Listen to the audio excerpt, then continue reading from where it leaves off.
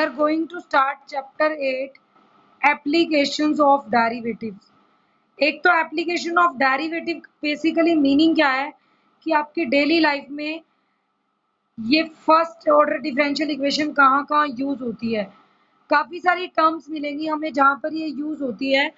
Suppose हम ये कह दें न्यूटन्स लॉ ऑफ कूलिंग है, जैसे न्यूटन लॉ ऑफ कूलिंग भी एप्लीकेशन ऑफ डेरिवेटिव का एक पार्ट है। फर्स्ट ऑर्डर डिफरेंशियल इक्वेशन ही होती है और उसका बेसिकली पर्पस क्या है। मान लो अगर हम एक कप ले लें टी का, हॉट टी का, थोड़ी देर के बाद वही टी आपकी क्या हो जाती है, कोल्ड हो जाती है और उसमें से ऐसे हमारे पास हीट नहीं निकलती है। तो क्या हुआ, this is Newton law of cooling. और ये किस चीज पर डिपेंड करता है कि ना टेम्परेचर आपका क्या हो गया, डिक्रीज हो गया। Temperature decreases after some time, तो rate of change of temperature है वो डिक्रीज कर जाता है। तो हम इस टाइप से बनाते हैं। सिमिलरली एप्लीकेशन ऑफ डेरिवेटिव में हम एक चीज और भी देखते हैं। सपोज हमने एक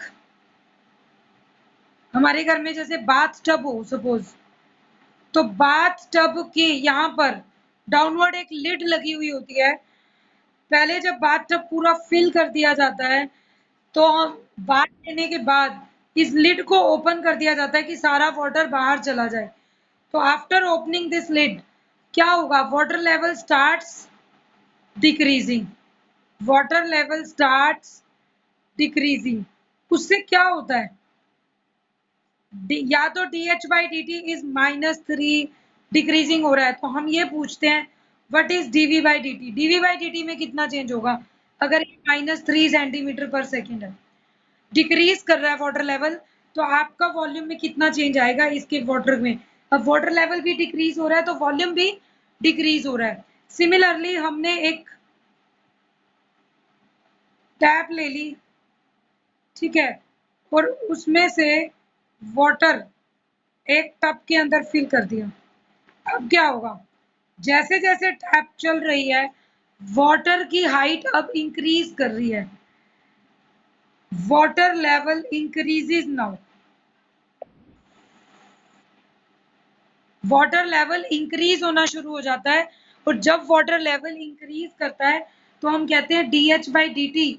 सपोज 2 सेंटीमीटर पर सेकेंड हो तो ये इंक्रीज कर रहा है, पॉजिटिव दिया तो इंक्रीज, नेगेटिव दिया गया था तो डिक्रीज। तो वाटर लेवल स्टार्ट्स इंक्रीजिंग, तो डीवी बाई डी टी भी आपको पॉजिटिव आएगा और वो हमें बताना है वॉल्यूम कितना है। थोड़ी देर के बाद बकेट और भर जाएगी, फिर और भर जाएगी, तो वाटर लेवल इंक्रीज हो रहा है। ये सारी फर्स्ट ऑर्डर डिफरेंशियल इक्वेशंस होती हैं और हमारी डेली टू डेली लाइफ में हमें मिलता है। सपोज मैंने कहा कि एक बैलून है, ठीक है, इस टाइप से जब आप इसको इन्फ्लेट करते हो मींस एयर फिल्स इनसाइड, तो क्या होगा,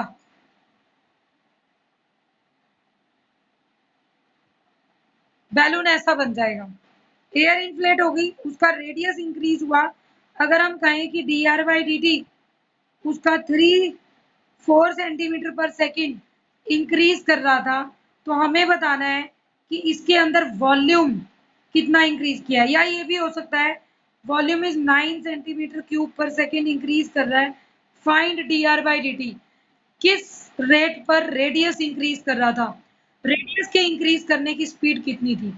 अभी हमने एक चैप्टर इसलिए स्टार्ट किया है बिकॉज अभी बहुत सारे बच्चे और कनेक्ट हुए हैं बीच में, इसीलिए बता रही हूँ। 8th और 9th को स्टार्टिंग से रिवाइज करा रही हूँ जितना हम जल्दी से जल्दी ब्रीफिंग कर सकते हैं, ताकि आप 8th और 9th चैप्टर कर पाए और इंटरनल असेसमेंट का एग्जाम दे पाए।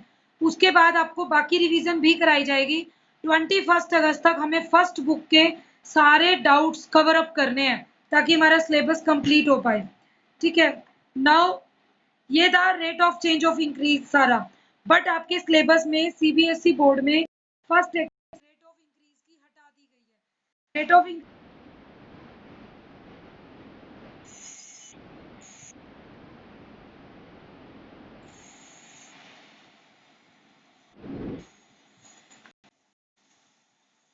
फर्स्ट आपकी रेट ऑफ इंक्रीज की exercise from CBSE board exams, exercise 8.1 is removed. But ये जनरल होता है, हमें पता हो सिलेंडर का वॉल्यूम सरफेस एरिया इतनी डिफिकल्ट थी नहीं, बट अब ये लिखा तो यही कि रेट ऑफ चेंज की। ओके, अब ये रेट ऑफ चेंज के क्वेश्चंस हमारे पास नहीं आएंगे, हमें करना है नेक्स्ट एक्सरसाइज पे। जो हमारी नेक्स्ट एक्सरसाइज है that is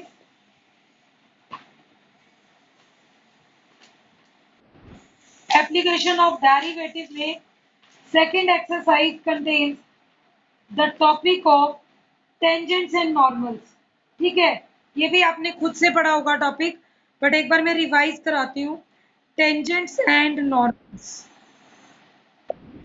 what do we mean by tangents and normals? Simple सा कर्व है और हमने ये पढ़ा हुआ है बेटा। देखो, कभी भी कोई आर्बिट्ररी कर्व होता है तो उस आर्बिट्ररी कर्व में किसी भी पॉइंट पर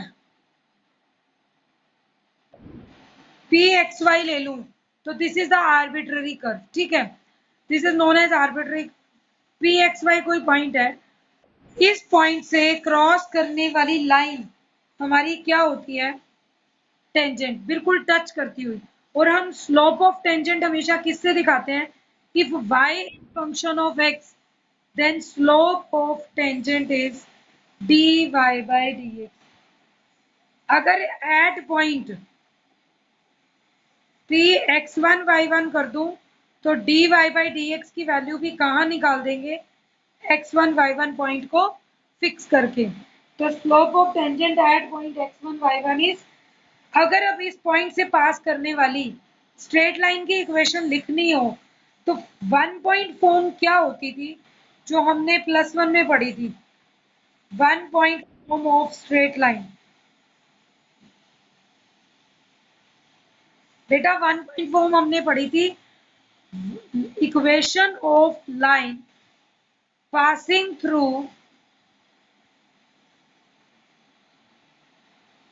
x1 y1 with slope m। अगर किसी लाइन की स्लोप मुझे पता हो कि स्लोप m है और वो x1 y1 से पास करती है तो हमारे पास इक्वेशन क्या आएगी? y minus y1 m into x minus x1, ये इक्वेशन बन जाएगी। अब हमारे पास क्या बनेगी? y माइनस y1, स्लोप का मीनिंग क्या है इस पॉइंट पर? वो हमने कैसे निकाली है? dy by dx at x1 y1। तो dy by dx at x1 comma y1 into x minus x1 is required equation। सबसे आसान एक्सरसाइज है, this is the easy exercise और ये क्वेश्चंस आप आराम से कर सकते हैं। y minus y1 dy by dx x1 common y1 x minus x1। Next one point form के बाद, ये यूज करने के बाद, what is equation of normal? अब नॉर्मल का मतलब क्या होता है? हमने +1 में पढ़ा था बेटा कि जहां टेंजेंट लेते हैं उसी पॉइंट से पास करने वाली परपेंडिकुलर लाइन ले लूं। If this point is x1 y1 तो this line is tangent and this line is normal. ठीक है, तो इसका हमेशा परपेंडिकुलर नॉर्मल होता है। अब हमने +1 में एक बात पढ़ी थी, अगर एक इक्वेशन, एक कर्व की टेंजेंट की आपको स्लोप पता है तो टेंजेंट की slope, if you know the slope of tangent, तो अगर टेंजेंट की स्लोप dy by dx है तो नॉर्मल की हमेशा उसकी नेगेटिव रेसिप्रोकल होती है, क्योंकि दो साइड्स जब आपस में टेंजेंट और नॉर्मल होती हैं तो वो परपेंडिकुलर है। और परपेंडिकुलर की हमने प्रॉपर्टी +1 में पढ़ी थी, इनकी प्रोडक्ट्स का स्लोप -1 होता है अगर दो लाइंस परपेंडिकुलर हैं तो उनकी स्लोप क्या होती है? -1। तो इक्वेशन ऑफ नॉर्मल क्या आएगी बेटा? y minus y1 -1 by dy by dx at x1 y1 into x minus x1। क्या हुआ कि जो स्लोप हमने यहाँ लिखी थी dy बाई डी एक्स की, उसी का नेगेटिव रेसिप्रोकल लेकर इक्वेशन ऑफ नॉर्मल आप फाइंड आउट कर पाएंगे। ये हमारे पास दो मेथड्स हैं, equation of tangent and equation of normal. Important remark, concept यही है इस एक्सरसाइज का। इंपॉर्टेंट रिमार्क इज दैट कि अगर हमें टेंजेंट चाहिए to a curve, tangent to a curve y is equal to x at point P x1 comma y1 is, अगर ये टेंजेंट लेनी हो, parallel to x axis if and only if dy by dx at x1 y1 is 0। ये क्यों लिखा बेटा? Tangent x axis के parallel करनी है, मींस कर्व ऐसा है,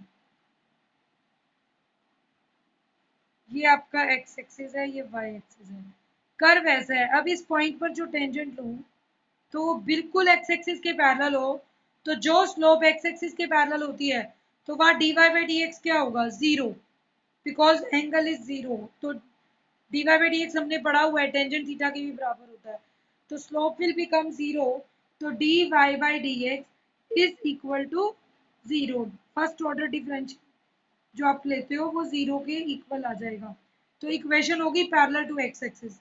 similarly tangent to a curve at point is, second ले लें, पैरेलल टू y एक्सिस।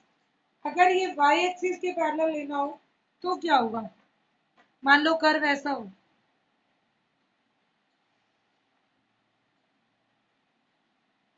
अब जो आप टेंजेंट लेंगे वो इस टाइप से जाएगी, तो y एक्सिस के पैरेलल हो गई।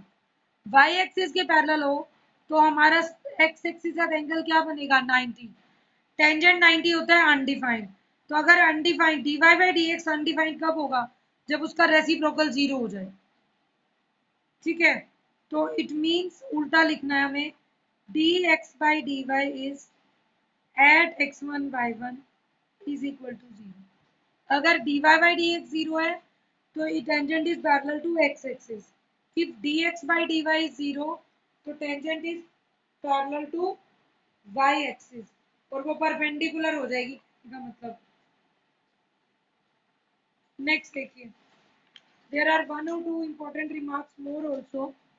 second remark important लेंगे, if, ये चीज भी हमें पता होनी चाहिए, if tangent line to the curve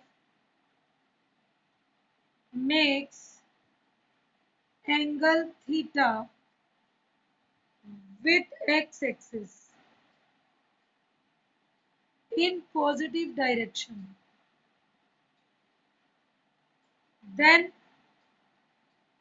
dy by dx, जिसको कि आप स्लोप ऑफ टेंजेंट बुलाते हो, अगर आपको थीटा दे दिया तो आप टेंजेंट थीटा की वैल्यू फाइंड आउट करके भी स्लोप ढूंढ सकते हैं।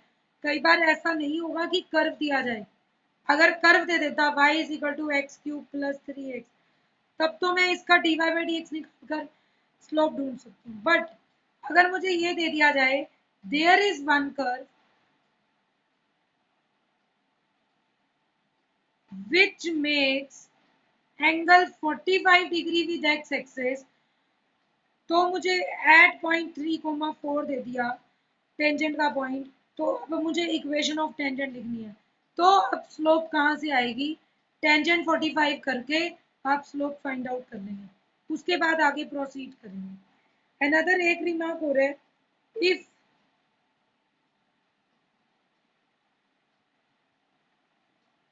Theta is plus minus pi by 2, अगर ये थीटा ऐसा होकर या तो प्लस का 90 हो या माइनस का 90 हो, इधर की तरफ हो, तब क्या होगा? देन हम सबको पता है टेंजेंट थीटा प्लस 90 होगा तो प्लस इंफिनिटी, माइनस 90 होगा तो माइनस इंफिनिटी, तो प्लस माइनस इंफिनिटी। ये चीज क्या इंप्लाई करेगी हम थीटा देख के भी बता देंगे। which implies that tangent line is perpendicular to x axis कह लो, या ये कह सकते हैं that is parallel to y axis, जो अभी हमने पढ़ा था। ठीक है, और अगर ऐसी केस में equation of tangent at point निकालनी हो तो वो x equal to x naught पे ही निकलेगी, और अगर यहाँ डी स्लोप जीरो हो जाए तो y is equal to y naught पे ही आएगी। ये अब क्वेश्चंस देखिए कैसे करना है। मेन 2-3 एग्जांपल्स रिवाइज करा देती हूँ, बाकी क्वेश्चंस आप खुद से कर पाएंगे। x is equal to 1 minus a sin theta, y is equal to b cos square theta at theta is equal to pi by 2। ये आपके पास x और y दो कोऑर्डिनेट्स आ गए, गिवन है। ठीक है, थीटा इक्वल टू 90 है। अब बोल रहा है स्लोप ऑफ कर्व, मुझे क्या चीज फाइंड करनी है, dy by dx। How I will find out, parametric functions हो गए, ये आपको बताया था। जब x भी किसी और वेरिएबल का है, y भी किसी और का है, मींस y x का डायरेक्ट फंक्शन नहीं है।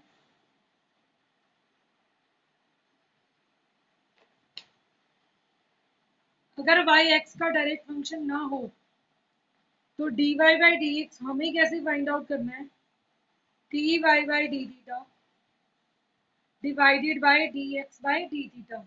ये मेथड था कि हम y का भी डेरिवेटिव करेंगे और x का भी डेरिवेटिव करेंगे।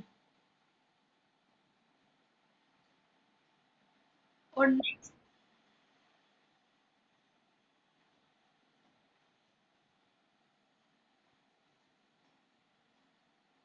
नेक्स्ट देखिए, dy by d theta and dx by d theta, अगर ये टर्म्स हमारे पास आ जाती हैं,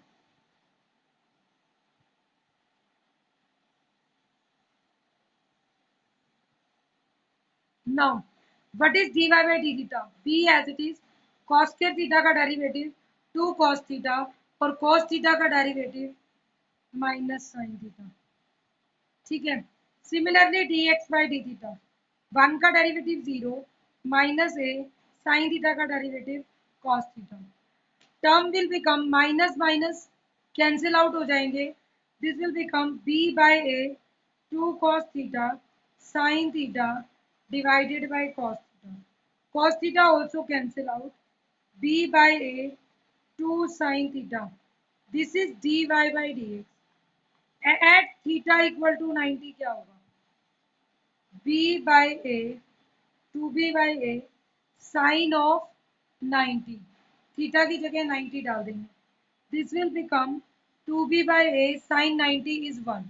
ये अभी आपके पास स्लोप आ गया। अब अगर मुझे इक्वेशन ऑफ टेंजेंट लिखनी हो तो हम कैसे फाइंड आउट कर सकते हैं equation of tangent. Equation of tangent लेने के लिए जब थीटा 90 होगा तो x1 y1 पॉइंट भी फाइंड आउट करेंगे हम। थीटा 90 होगा तो y minus y1 is slope into x minus x1, where y1 x1 कैसे आएंगे, y1 होगा b cos स्क्वायर 90 और x1 होगा 1 minus a sin 90, this will become 1 minus a sine 90 1 हो जाएगा, cos 90 0 है तो y1 इज 0, तो y minus 0 2b by a x minus 1 plus a, equation बन जाएगी a by is 2b into x minus 1 plus a. और अब हम इससे रिक्वायर्ड इक्वेशन लिख सकते हैं, a by minus 2bx is equal to 2ab minus 2b। इस टाइप से हमने इक्वेशन बना ली, तो this is the required ax plus b y is equal to c. इस टाइप से एक इक्वेशन बन गई, तो this is the equation of tangent. जब आप टेंजेंट की इक्वेशन लिखेंगे तो आप जो थीटा गिवन था उसी पर x1 y1 भी फाइंड आउट करेंगे, फिर आंसर लिखेंगे। नेक्स्ट देखिए, फाइंड, अब ऐसे क्वेश्चन भी आते हैं, find point on the curve. Beta, there is one more important thing for all of you. Please try to understand. अभी अगर हम आज और कल 2 दिन में चैप्टर 8 की रिवीजन करेंगे तो इट्स योर प्रायर ड्यूटी कि आप मुझे 8 चैप्टर के जिस बच्चे का कोई भी डाउट बचा हुआ है तो वो सेंड करें। बार बार एक ही चैप्टर को रिवाइज करने का टाइम नहीं है, तो this you have to understand. अगर ढंग से पढ़ना है तो आज 8 चैप्टर का जिसने पहले भी कंप्लीट किया हुआ है तो अपने डाउट्स खोजो सारे और ग्रुप में डाल दो कि मैम हमें ये क्वेश्चन समझने हैं, ताकि नेक्स्ट ऑनलाइन क्लास में हम उसे डिस्कस कर पाए। नेक्स्ट आपके पास है find point on the curve y is equal to 2x square minus 3x plus 5 at which tangent makes an angle of 45 degree with positive direction of x axis। ठीक है, एक पॉइंट कर्व पे ढूंढिए जिस पर tangent 45 degree angle direction of x axis बनाती हो। तो पॉइंट ढूंढने के लिए पहले मुझे dy बाई डी एक्स चाहिए। कर्व गिवन है आपको, what is dy by d x, x square का डेरिवेटिव 2x, तो ये 4x माइनस 3, ये आपके पास dy बाई डी एक्स आ गया। ये हमारे पास बन गई लॉ ऑफ टेंजेंट। बट हमें कितना एंगल दिया हुआ है 45 डिग्री, तो हमारे हिसाब से dy बाई डी एक्स तो टेंजेंट 45 भी होनी चाहिए, दैट इज इक्वल टू 1। तो एक dy बाई डी एक्स 1 है, एक dy by d x 4x minus 3 है, दोनों ही सेम है, तो 4x minus 3 is equal to 1। 4x is 3 plus 1 4, this implies x is equal to 1। Point आ गया x1, और जब x1 आ जाए तो y फाइंड आउट कर लीजिए। y क्या होगा, 1 का स्क्वायर 1, 1 इंटू 2 2, माइनस 3 वन जा 3 प्लस 5, 5 प्लस 2 7 माइनस 3 इज 4। तो what is the point, point is 1,4 and this is the answer. Point आ जाएगा 1,4। नेक्स्ट देखिए, इस टाइप से आपको क्वेश्चंस मिलेंगे और टेंजेंट नॉर्मल में कोई दिक्कत नहीं है। अब एक इस टाइप के एग्जांपल्स आते हैं। If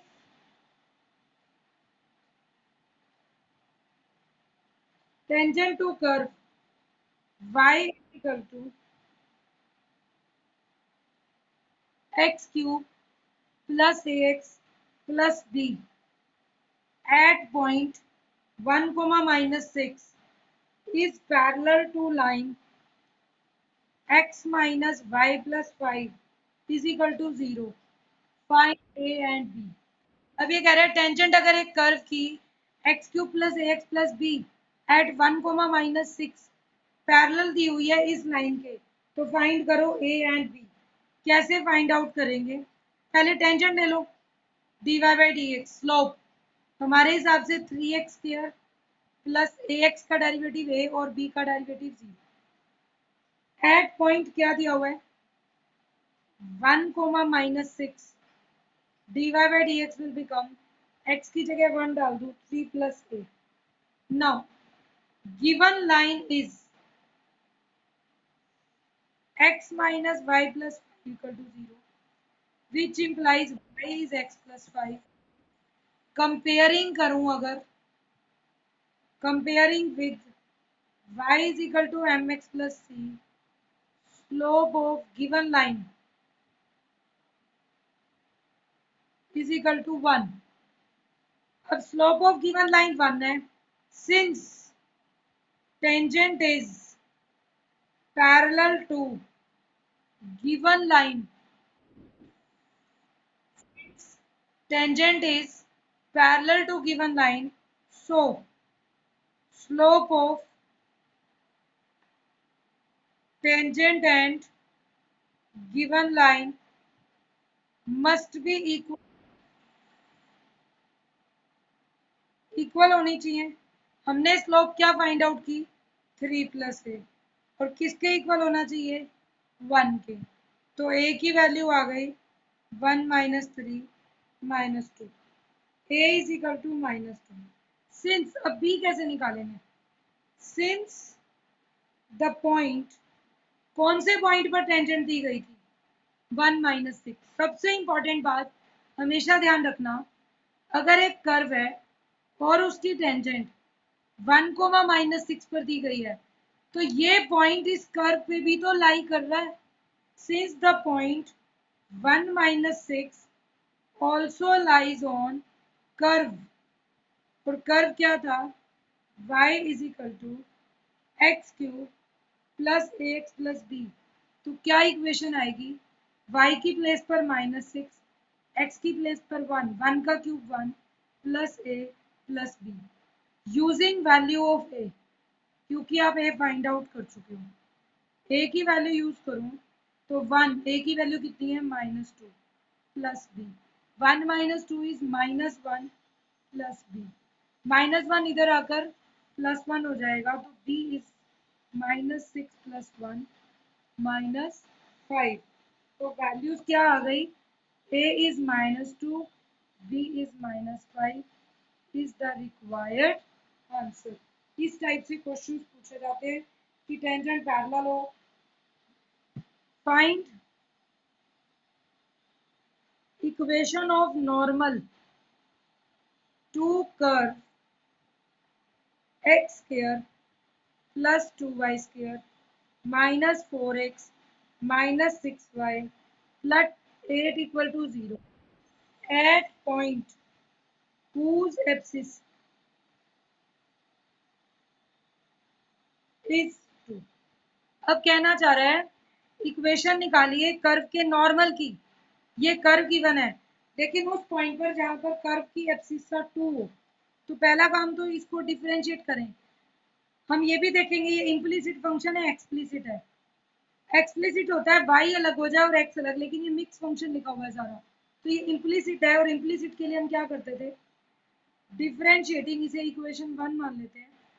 equation 1 with respect to x, 2x 2y into 2 है तो 4y dy by d x -4 -6 dy by d x, constant का derivative 0।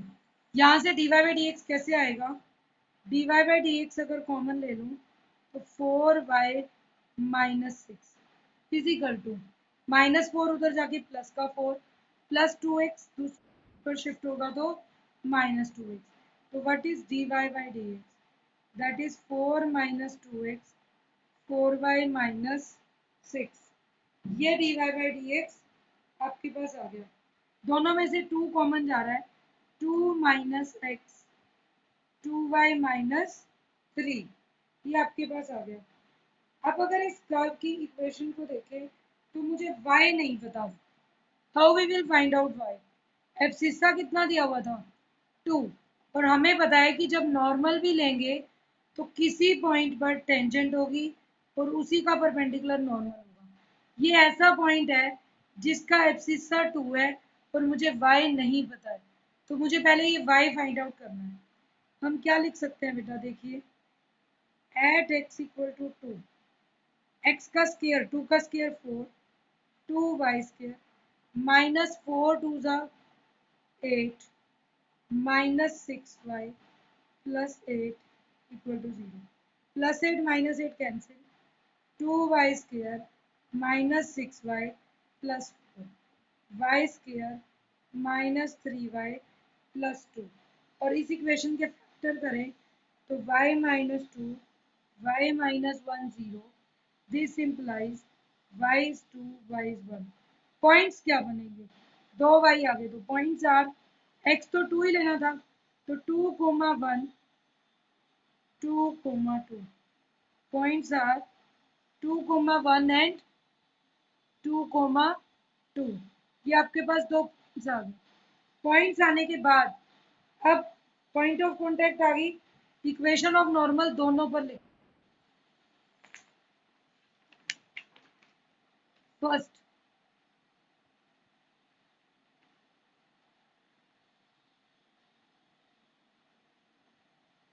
Equation of normal at 2 1, तो पहले मुझे वैल्यू निकालनी पड़ेगी। एट 1 dy बाई dx कितना होगा, अभी आपने सॉल्व किया।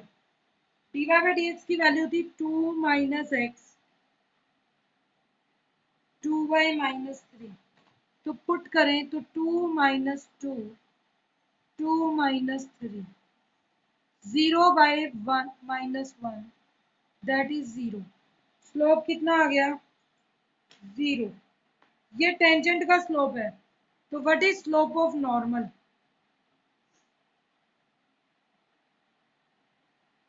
इसका उल्टा 1 बाई 0, ये 0 बाई 1 है, 0 बाई माइनस 1, तो माइनस 1 बाई 0। बच्चे यहाँ मिस्टेक करते हैं इस क्वेश्चन में, don't write it as infinity. अभी हम इन्फिनिटी नहीं रखेंगे क्योंकि आपको इक्वेशन फाइंड आउट करनी है, हम सीधा माइनस 1 बाई 0 रखेंगे। अब equation of normal y minus y1 कितना है 1, स्लोप हो गई minus 1 by 0, x minus x1 0 into y minus 1, ये सारी टर्म क्या बन जाएगी, 0 multiply y minus 1, 0 is equal to minus 1 into x minus 2, 0 is equal to minus x plus 2। इस तरफ शिफ्ट करेंगे तो x इज इक्वल टू 2, तो x equal to 2 is equation of normal. ये आपके नॉर्मल की इक्वेशन ही आ गई। ठीक है, next equation of normal at 2 2 क्या आएगा, eight 2 2 dy by dx is 2 minus 2, 2 2 is 4 minus 3, 2 minus 2 is 0, by 4 minus 3 is 1. Again, equation of normal, sorry, equation of normal से पहले slope of normal, slope of normal is 0 by 1।